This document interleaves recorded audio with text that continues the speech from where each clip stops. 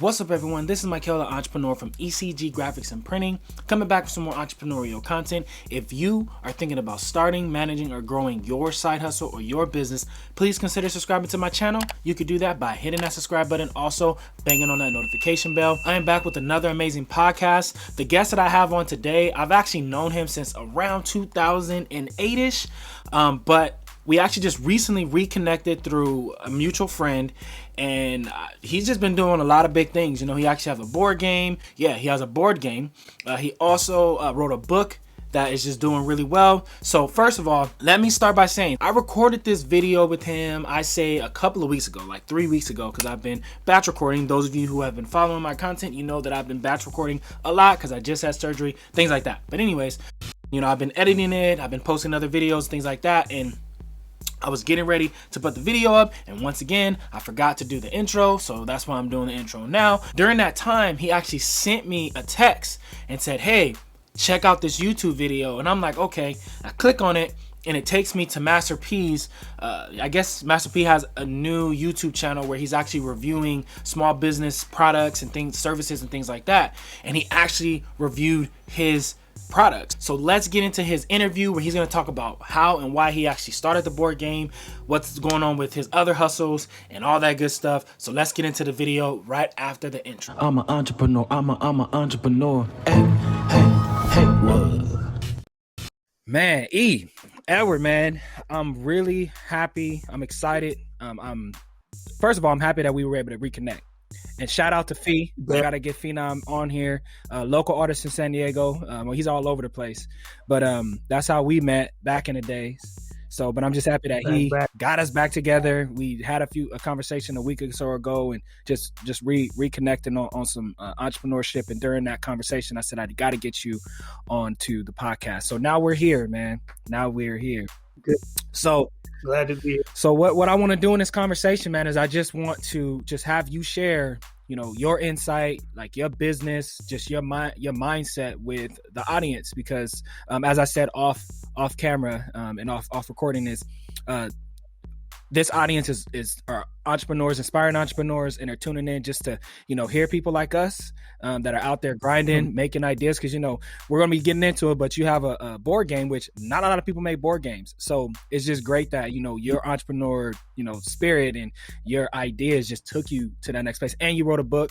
So that was something that I was just geeking out when I seen on social media that you dropped it and it was doing good. So those are all conversations we're going to have. But first, let's just start with, what's your hustle? Like, what's your business? Like, what's your main, you know, focus right now? Okay. So, you remember back when I first started, it was under, we were doing Royal Empire Records.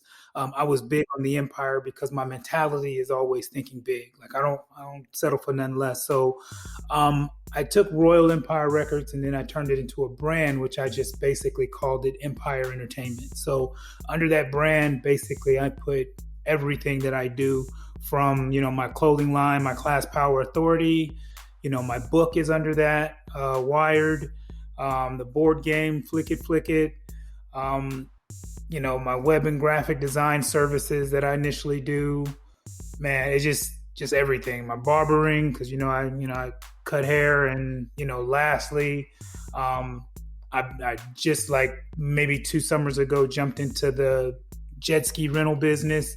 So I put that under the umbrella. So again, like you said, my mentality is grind. And I decided to place it all under Empire Entertainment, and it's been working, man. Yeah, it's been working. So when you're talking about like the umbrella, because this is something that I am going to talk more about, but we dive into LLCs and ownership and things like that. So basically you have all of your endeavors under that umbrella, that LLC kind of a thing. Got you. Yeah. Got you. Smart. Yeah, that's the way to do it, man. Like, I know a lot of people, they make that mistake of, you know, when they want to go into different businesses, they go getting all these different EIN numbers because they're doing different things. That's really not a smart way to do it, because, I mean, it leads to more paperwork in the long run. Messy. I was able to sit down with somebody that gave me good knowledge and said, hey, whatever you're going to do, just do it under that one umbrella and just categorize it, you know, and keep it clean. There you go, man. So let's go back to, like, the music, because that's how you and I met. I was actually sponsoring one of your artists back when I had my clothing line, Treble Clef Clothing, which was a fun endeavor, man. But Yeah. so what made you, because even now I know you're doing music, you're recording music, you dropped a whole bunch of hot singles and stuff like that. So what made you start your record label and start to, you know, try to better or manage other artists? What got you into that? Well, when I started the record label, back then I was actually an artist myself, and you know, bringing Phenom, you know, he goes by the name of Davon West now, so he doesn't kill us for calling him Phenom. But he came on board, and of course there was other artists, and it just got to the point to where, you know, you get to working with these talented artists. And again, like I said, I was a musician at that point as well, but I put everything of mine on the back burner. Like literally, he'll tell you I had a project that I was working on and I literally halted it because, again, I was thinking bigger than myself. I was like, you know, I had Blackie, I had Fee, Rio, there was all these different artists that were just talented, and I just felt like creating something big. And as you may know, it was a good push. I mean, we were doing shows in LA, went down to TJ, did some shows. We were up north in the Bay Area. Like we basically had a pretty good run.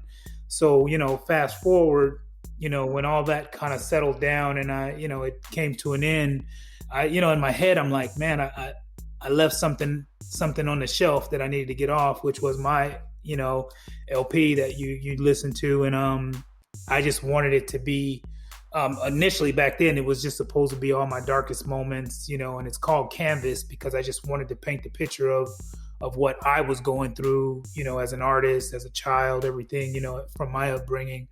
And yeah, like I haven't given up on that drive of creating that, you know, that music label. I don't know, you know, my homeboy Day Day, which, you know, we'll be on the road May 2nd, 1st and 2nd. He's heavy into the management and the music thing now, and he wants to pull me in and kind of bring me on the staff. So I will be jumping back into that music realm here in a little bit, doing artist management and things of such. So there's a switch in that though, because my pops and I on our podcast, and we talked about it because at some point I was trying to be an artist too. I was singing and doing my thing, as you know, through, you know, working with you guys back in the days, singing on some songs and stuff like that. So saying that to say this, a lot of artists, obviously now the game is different. Obviously, you know, artists are being taught, you know, you're not going to make money off of record sales. You got to tour. You got to do all these different things. So what made you, because most artists are like, man, I just want to get signed. I want someone else to do the hard work. I want someone else to push me, talk to the promoters and do all that. Back in that time, that was kind of like somewhat of a norm. You know, there wasn't a lot of like indie or independence that was out there when it came to music. So what made you say, you know what, I'm an artist, but I feel like I need to shift and manage and do all this. Like what made you think like that? Was it influence? Was it someone that like said something to you, or did you just know the game? A lot of people don't, like Jay-Z said it best. He said the industry shady, it need to be taken over. You know, that was a line when I heard that back then. I was like, you're so right. Like it needs to be taken over, because for independent artists, I mean, look where we're at today though. But back then, independent artists would have never been where they are today. But that was my mentality back then. It was like, you know, I want to jump in the game. I want to do something different. I want to leave my mark. And it was just those words that he said that put me in that mentality of, you know, start your label, you know, bring in talent and then, you know, just try what you do. And again, to me, there's no such thing as failure, man. It's just, those are just stumbling blocks. Like I said, you know, that at that time, and I want to be honest, and a lot of people that know me will feel the same way. I feel we were too far ahead of our time, but just didn't have the right resources. I think as much as we grinded back then, if there was a social media platform back then, we would have definitely created the buzz that we needed. But yeah, it's, you know, it's the words of Jay, the industry shady, it need to be taken over. I took that mentality to heart, and I was like, you know, I put everything into trying to study, you know, what it took to run a record label. You know, back then, you know, I was online reaching out to, you know, people at Atlantic, people up at, you know, I was reaching out to any and everybody I could just to consume the knowledge. And the good thing back then, it wasn't as hard to reach those people as it is now. It was easier because it was all phones. You know, you call somebody office and you got them. It wasn't, you know, trying to get them on social media hoping they reply to you. So yeah, it was just that, the grind of just wanting that knowledge, and then I applied it, and I think we made a lot happen. It's a spark though. I remember that. Go ahead. You were on run.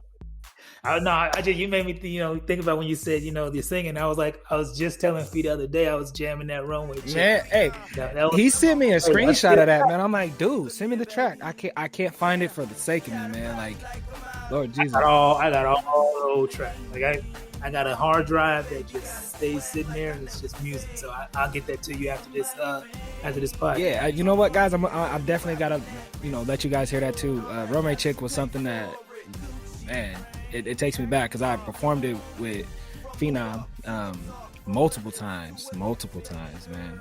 That was a good song. So one thing that I do talk about a lot is being able to find information and where you find it, mentorships, things like that. Like, what's your ideas, especially in the world that we're living in right now? What are your ideas on if someone wants to get into a business or do a business? Like, how do you feel about mentorships? Like, what's your go-to if you're trying to learn something new or you're trying to bring something else under your umbrella? Where do you seek your knowledge, and what advice would you give someone that's trying to seek knowledge too?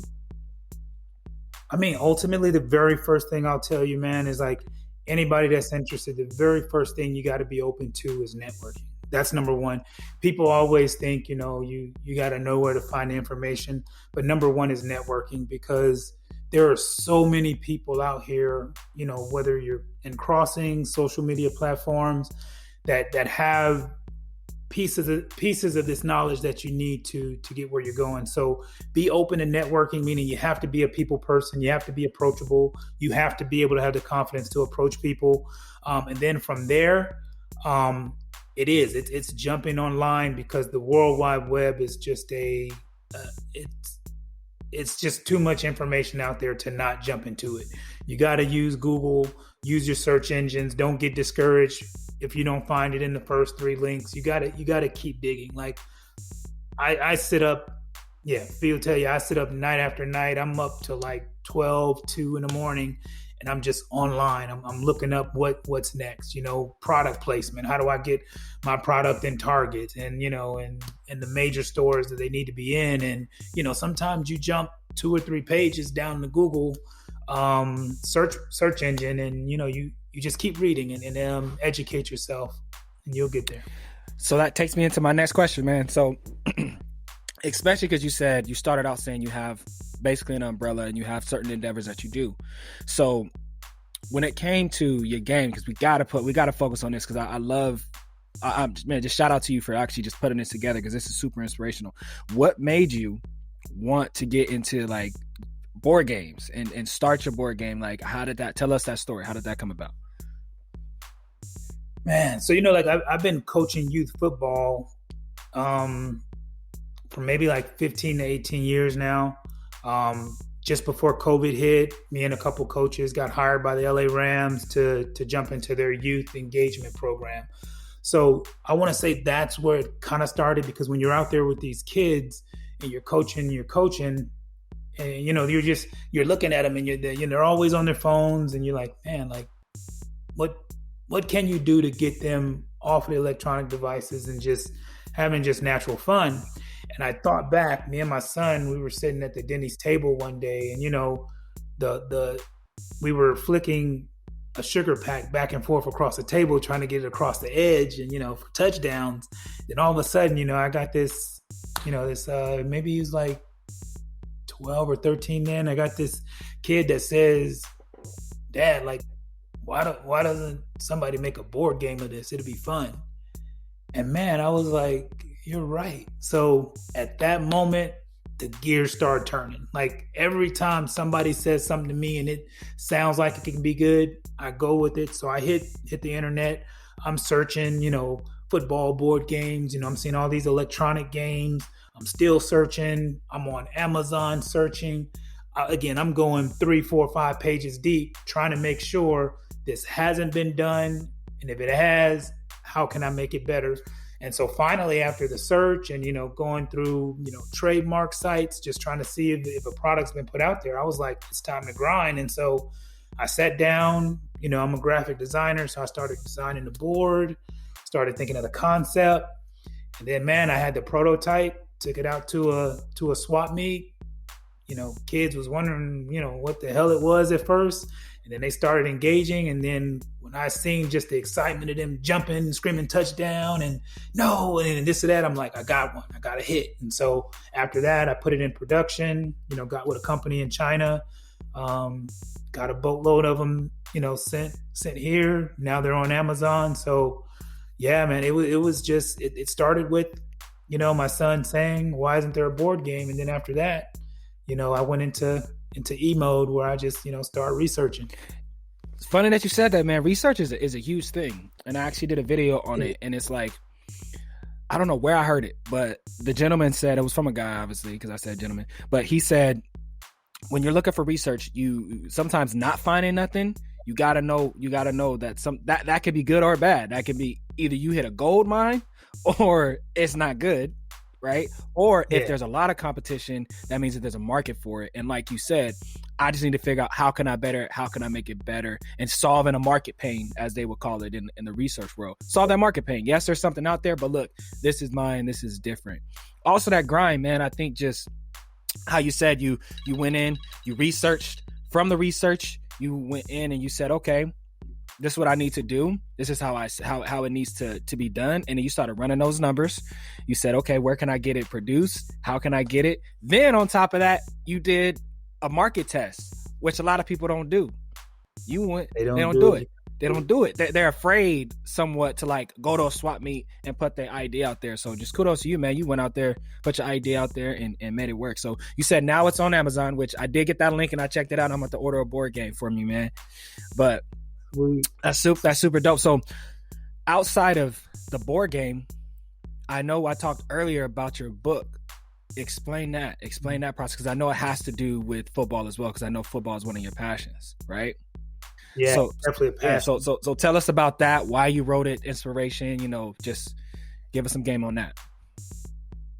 Yeah, so like I said, with coaching youth, as long as I did, you come across kids that have a lot of issues, a lot of demons, a lot of things buried inside of them. And although this book isn't 100% like true story, because there's some Disney moments in it. Again, just like, let me give you the storyline. So I don't know, a lot of people may or may not have seen that movie Jack Frost, where like the dad dies but comes back as a snowman for his younger son. So it was that connection, that he had with his son as a snowman. So I took, the fact of, having a youth that I coached, lose his father and kind of want to quit and give up on the game.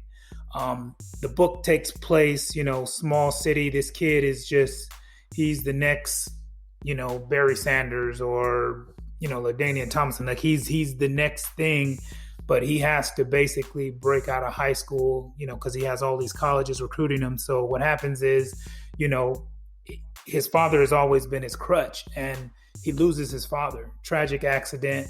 And he just wants to give up. So fast forward a little bit, he goes up in the attic and sees his father's old helmet, and he puts it on and he hears his father's voice, and he like freaks out, throws the helmet down, leaves, builds up the courage to go back in there, puts it on his head. And his dad is like, I don't know how this has happened, but I'm here with you, what's going on? And so now he has to tell his dad that he gave up on football. He's been lashing out at his mom, won't pay the coaches any attention. And his dad is like, that's not you. That's not what we've been working on all these years. I need you to get back into it. Well, now there's a twist to that, because there's the arch nemesis, which is Tyler, who has now taken his spot. So now it's like, you got to basically get your spot back from this kid that you pretty much gave it up to when you gave up the game. So I'll leave it at that, because it's some good reading, and it brings you in. And I know everybody's gonna love it. Right now, I got a production team that's working on the short film for it. We're gonna start shooting probably here in the next 2 weeks. Put a nice little short because we're trying to get it to a film festival. But it's definitely a good read. It's also on Amazon, Wired. But yeah, it's good, man. And the motivation, I gotta read it, man. You had me over here like I'm drooling and stuff, like just listening. That's a super dope story, man. Like, and the crazy thing about writing and being a creative is you get to take abstract ideas and be able to put them and make them great. And just the idea of you saying, okay, like, you know, Jack Frost, and, you know, I got an idea of how I can, you know, take this story and develop this character and bring all these things in. And that's super cool, man, that you actually explored that. It's crazy too, because I wrote a story. I actually wrote a play. Started out as a play because that's where my background is. I used to act. So I wrote a play, then I wanted to turn it into a movie. So I'm like in the process. I got a lot of projects that's happening right now that I need to focus on. But that's super cool. So you said you're trying to get it into a festival, a movie festival, right? A film festival. Once it's done, definitely want to get, you know, it's going to be a 15 to 20 minute short. You know, like everybody, you know, fingers crossed, once you start putting it out there, you just want some director to say, you know what, I see the vision and where this guy is going with it. Let's turn it into something big. Yeah. So with that said, because I believe in manifestation, and I like to always like basically put things into the atmosphere. So when you do actually, you know, get a director and get, you know, executive producer, stuff like that, are you planning on just selling it, or do you want to be like a George Lucas, be a part of it, you know, for its entirety? Like what's your plan for that? That's a good question, man. I've gotten that a couple times, and honestly, I'm so more attached to the story itself getting out there to where it won't become a money issue. Like I won't have my decision solely be on the sale. I think it's going to be on knowing it's in the right hands that'll put the story out there the way I want it to. Because I know I didn't really mention it, but the book is meant to be a tool. Because again, there's a lot of kids that deal with adversity and they think that giving up is the way to go. But again, in the book, you know, there's therapists in the book, there's coaches, there's the mother, there's different people that are in your life to encourage you to keep going. And sometimes you just can't close the door on them and say you don't want to listen to them, because they're there to put you where you need to go. And I think it's just, that's the story that I need to be portrayed by the director. And I think, again, if the right director comes along and they can turn that into a vision that I really want to see, I don't care about selling it, because honestly, I got so many other plans. You know, when the money rolls in, I want to dump it into this nonprofit that I want to start for the youth. So whether I have to sell it or be a part of it, it's not a big factor. But I guess we'll see. Like I've never had an answer when somebody has told me that. As of now, it's in the air and it's open. Yeah. I mean, that's the reason why I asked that is because as I develop my entrepreneur mind, that is something that does come up, especially like when you're talking about, you know, cash flow, and you're talking about building assets and wealth and things like that, like having a portfolio. Like obviously, you know, one of the biggest things in my lifetime that I can think of, there's been obviously a lot of like big business acquisitions, like things that happen. But I think one of the biggest ones in my lifetime that impacted me somewhat was George Lucas, you know, him getting bought out and you know, Disney paying for so much, and just kind of seeing how because both of us are creatives. So seeing how his vision, his baby, how you're right, sometimes the money does impact those conversations in the direction. And, you know, if you're a Star Wars fan, you know, certain things will change and stuff like that. But at the end of the day, like knowing what you want to do and understanding like the balance between like your creativity, but then also the monetization and like losing it. So I do definitely give you like kudos to that, because most people would be like, you know, I'm just writing a book because I'm trying to make a grip of money. You know, it's time for me to do it. I just want to, you know, run my mouth, and I know I have 1,000 people that are going to buy it, so I'm just going to give it. But no, like you're saying, it starts with the passion of working with the youth. And I see that from just interacting with these young humans, I see that this is a void. These are things that they're dealing with. So I want to give them a tool to actually help them. And then I'm all about memorializing things. So I'm all about, like, that's why I love YouTube, because I can memorialize conversations, I can memorialize game and tips and things like that. So it's cool that you're turning it into a film, man, and getting that going. So you said nonprofit. So a nonprofit is something, if you guys don't know, it's a 501c3, and YMCA's, it's where you get a lot of tax benefits and things like that. But the simple, definition of a nonprofit is self-explanatory. So you're not in business to make money. You're in business for a purpose, to help a community cause or whatever. So what's your community cause? What are you trying to do? You already said it's about youth, but like elaborate a little bit. If it's not proprietary, elaborate. Yeah. So it's basically, it's the name of the book is Wired. It's we inspire, respect, education, and discipline. And it's for the youth. And it's basically to bring these kids in and instill those things inside them, respect, education, and discipline, because that's what a lot of the youth lack nowadays. And to be able to bring, especially athletes, we're going to work with everyone, but we know there's a lot of athletes out there that, along the way, that's where they bump into something. They bump into the lack of respect, which, the way they talk to someone leads to them not getting that scholarship, because they just have this attitude, this chip on their shoulder. Education, some of them fall short, and it sucks that a kid can be as talented as, I can't tell you, we've coached so many talented kids, but then once they leave us and they go off to high school, their grades drop, and we'll think like, oh man, we're definitely going to see this kid soon on the big screen, but then we find out that his grades dropped. You know what I mean? So education, and then like I said, the last thing, discipline. A lot of kids just lack the discipline. And I think, again, instilling those things in them and bringing them into this nonprofit that, we hope to create, will give them that bend to where, now you'll see a lot of, whether they're, young Black athletes or just athletes in general, you'll see them with a different demeanor, being the flagship representatives of not only the organization of Wired, but of their school, whether it be high school, college, and going into the pros, making better sound judgments and decisions in life. So yeah, Wired, we inspire, respect, education, and discipline.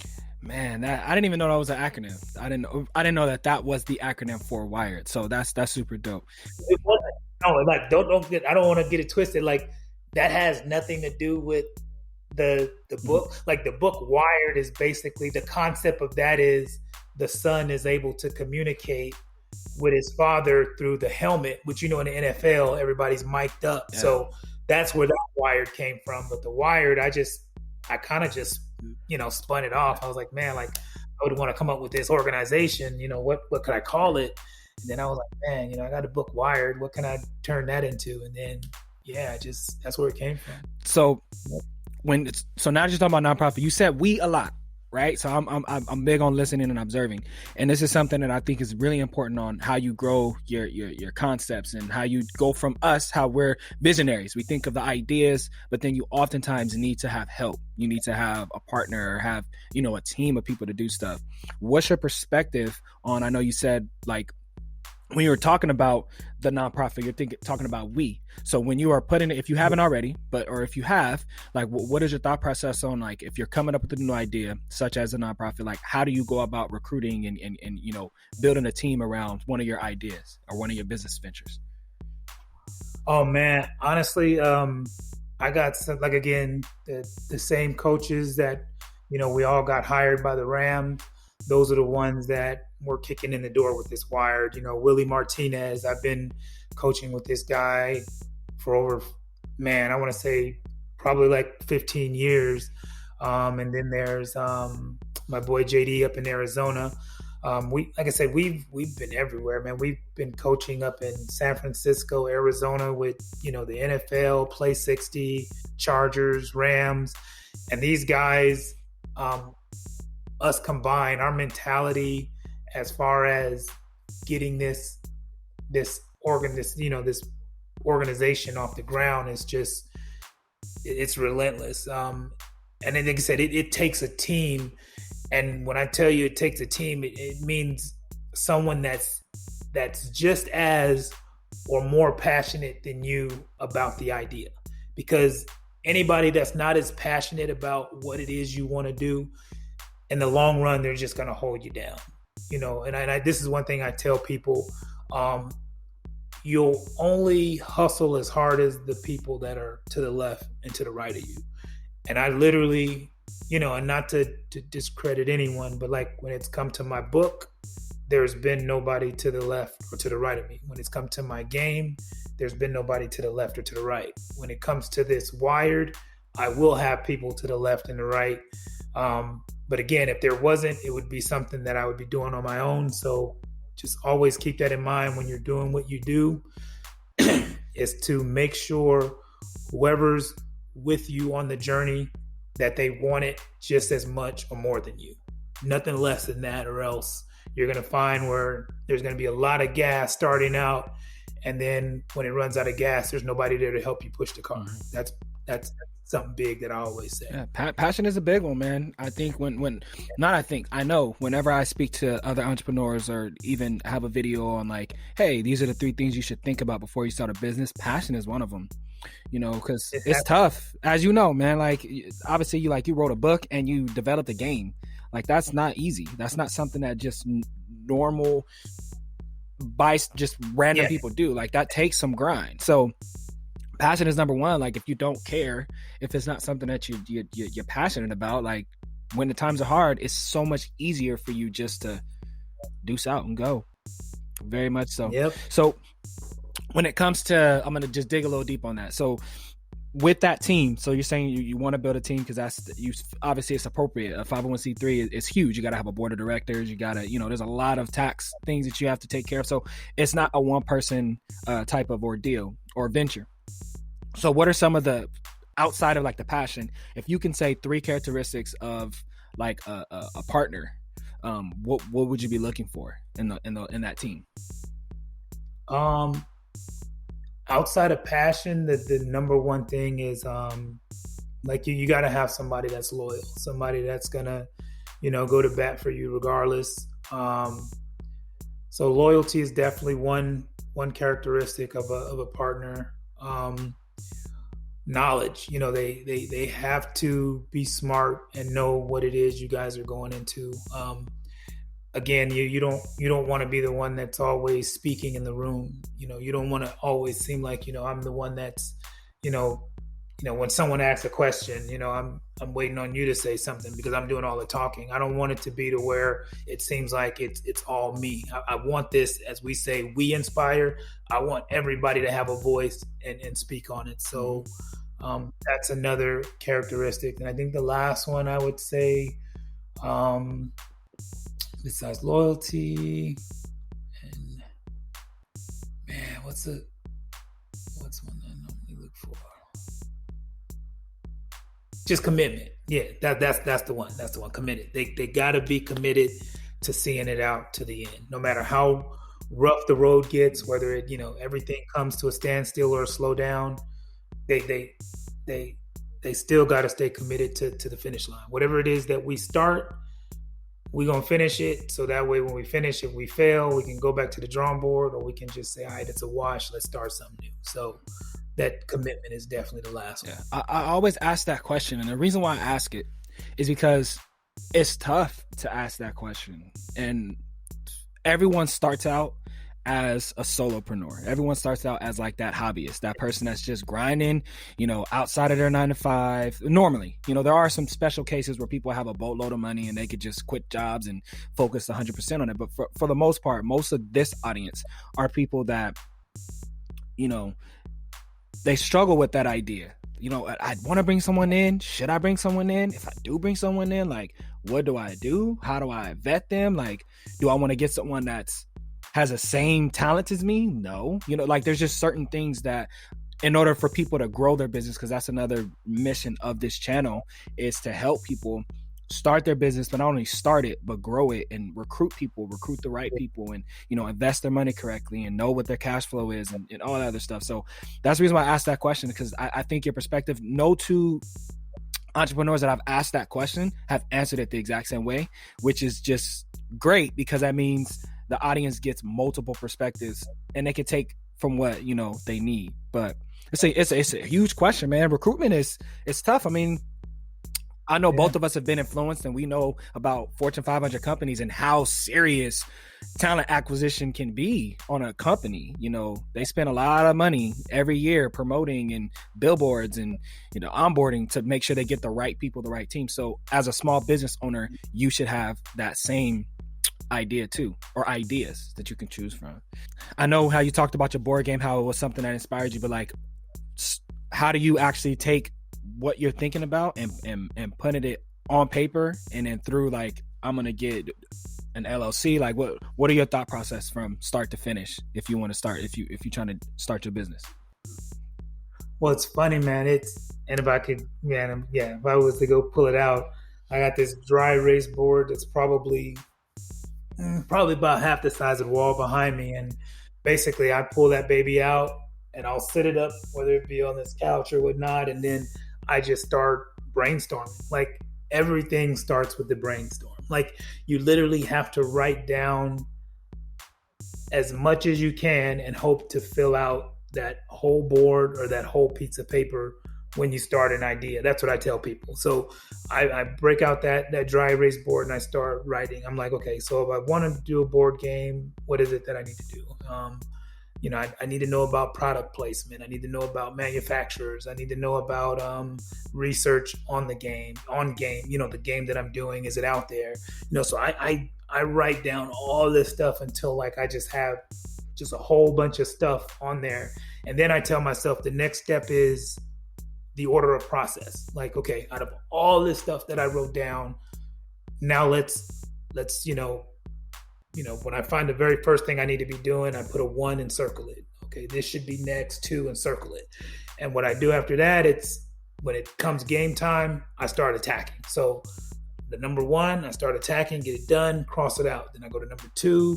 So it's like, you know, I may have 15 to 20 things, and it's almost like when you see those boards inside of the for the mob, when the FBI has their mob board up, every time somebody dies, they like strike it off. Mm-hmm. That's me. Like, I'm like, I killed that one. Yeah. So boom, let me go to the next one. I killed that one. So that's my process, man.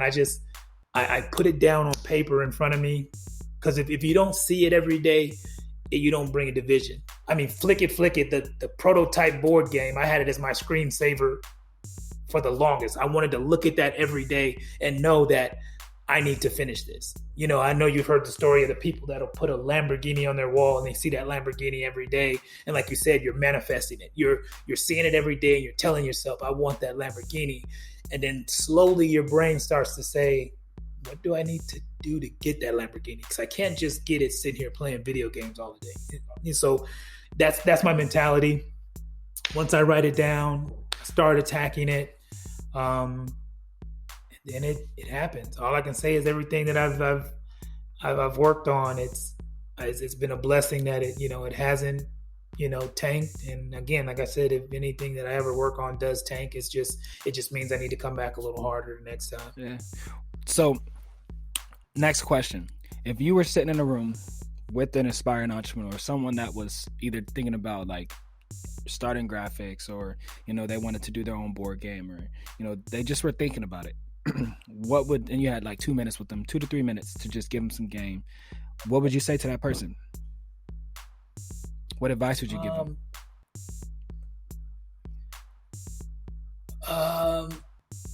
Always be humble.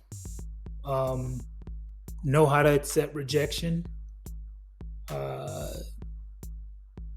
Don't take no for an answer.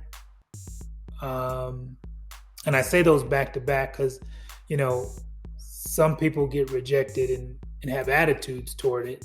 But take the rejection.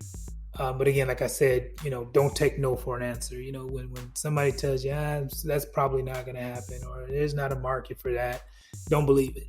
Keep pushing until you see there isn't a market for it. Believe, none of what you hear and half of what you see. So, and lastly,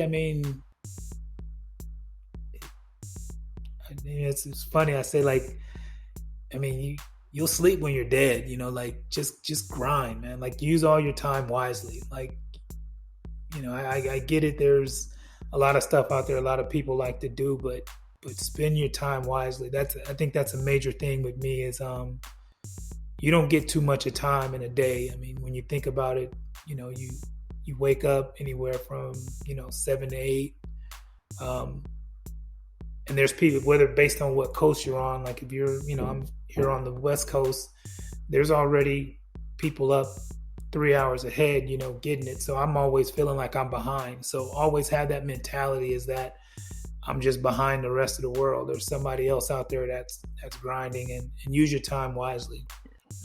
Because you won't realize it until you're sitting there saying like, damn, if I had more time, or if I would have done this, and technically you could have made time. So yeah, those are the things I tell them. Kind of branching off of that, because you're a family man. Obviously you have 2 sons, right? If I'm not mistaken. Nah, man, I got 5 boys. Hey, last time, man. Yeah. Dang, you've been busy, bro. But that makes it even more of why I need to ask this question. So how do you balance your entrepreneurial endeavors and like family and your kids and your sons? Like how do you do that? Because I know that's something that I struggle with. Everyone struggles with it. But like, what's some advice you can give me, man? If you're just speaking to me. I can honestly say the more you have your family involved, the better. The good thing is, out of my 5 boys, 4 of them are grown and 1 of them's 16. So you got to think about it. I've been doing this for a while. So as I've been raising them, I mean, these boys have gone off to all these different camps with me. Like I've probably, man, that I've coached at so many camps and so many organizations. They're going along too, displaying their talents. So you find something that, no matter what it is you do, like when it comes to my book or whatever, like I can sit down and ask my son, what do you think about this? If this happens in the book, and they're going to talk to you like, I know, Dad, that sounds crazy. That this might be a 10-year-old that's telling you that, but you're still involving them. When it comes to my class power authority, when I had to explain, to my younger son what it was before he really started wanting to rock it, and then he just started to wear it like crazy. It was explaining to him the brand and what it means, and now his head is spinning because he wants to come up with a fashion that he can wear and rock of his own. So I think by me involving my kids in my different business ventures in somehow, some way, it bridges the gap in you being labeled as that parent that doesn't make time for your kids. Like my kids, like I said, they've been there with me along the way. So it was never, all right, Dad's gone, won't see you for whatever, this many hours, that many hours. So involve your kids the best you know how. And I think that bridges the gap and it gets you where you need to go without that feeling of guilt, like you've abandoned the family. I lit up because I just recently dropped a podcast with my dad, and you were talking about it. The environment that we grow up in is a mirror to how we are going to be when we're older. And it's in some cases, obviously, like there's, even with my siblings, we grew up in the same house, but we're very different individuals. So yes, obviously, like there is a certain person that I react a certain way to certain things, not saying that. But at the end of the day, the values that a parent gives to their kids is, I say 98 to 99% influenced by what they expose them to. Right. And that's one thing, like I was telling my pops, like, I want my son to be exposed to entrepreneurship because he exposed it to me. And it's just ingrained, like hearing my pops talk about like, man, I started a clothing line. I mean, he's very similar to like some of the things that you're doing. Like besides my dad's not athletic at all. Like he's just not at all. Like that's just not his thing. He's an art guy. That's it. But other than that, like him saying like, yeah, this is what I did. I'm just looking and I'm sitting back and I'm like, dang, I do that. I do that. And I do that. So it's amazing that you said that. I've never heard that advice before. So kudos kudos and thank you for actually, saying that. But it is true. Like, just actually getting your kids involved, because then it's just kind of like their norm. And then they grow up to being like, oh yeah, I'm gonna start a board game, Dad. Or yeah, I'm a coach. And then they start to think outside of just being a player, because they're like, my dad is good at football, but he's also a coach, and this is what he does. So it's just it's crazy that you're like opening them up to that intentionally somewhat, because you did say you do it on purpose. You keep them involved. That's some great advice, man. It's tough, man. It's tough to balance, because you're right, man. Sometimes for me, like, I'm sitting up printing shirts, and my kids are asleep, and I'm just like, dang, man. But the goal is for me to grind it out, and then be able to have them see it, and then I can pay someone else, and the business is running on its own, and we can go do the things that we want to do and have the fun and all the leisure stuff. So, and that's usually how it is, man. You're right. Like you said, you're up pressing shirts. I've been there before too, and my sons have watched me do it, and they want to know how to do it. Like, some of them have jumped on Photoshop and start designing their own stuff. So again, what they actually see us do, like, what we have to take out of our head is that we're boring our kids, because we're not really boring them. Again, they're absorbing it, they're taking it in. It might not be what they really want to do, but they're seeing they're seeing the rewards from it. They're seeing me go post up here and selling this, or writing a book and people commenting on it on Amazon saying it's real good, and it starts to get their wheels turning. I mean, look at celebrities, LeBron and son, Jordan and son, Serena Williams and her daughter. Like, she's out there with a tennis racket already. It's, we instill these things that we know will mold them. So again, her daughter might not be a tennis player, but who's to say she won't go off and do gymnastics or something? She's just going to be athletic. Not the tennis player, but she'll be athletic. Your son might not be the t-shirt, presser. He might be running the whole company. You know what I'm saying? Because he's going to think a little bit like my dad. He just pressed shirts. He never took it to a company scale. I'm about to take it to a company scale. And again, it's you that sparked that interest in them. And again, it's not that we pushed what we wanted on them, because we all know if our kids don't want to do something, they're going to let us know, and we're going to maneuver, like, and see, okay, all right, he doesn't want to do this. Let's find out what excites him. And I've been blessed to where all my kids, like I said, whether it be athletes, dealing with computers, they adapted that, and that's kind of what they love to do. And it's because it's what I brought them up around. I didn't keep them away from it and tell them, hey, get out the room, I'm working. It was, come in and see what I'm doing. Yeah. Yeah. So let's talk a little bit, because we talked a little bit about pressing shirts and stuff like that. Give us the insight, because you tease us a little bit about what your clothing line is about. What is it about? What's your thoughts on it? Yeah. So it's class, power, authority. Okay.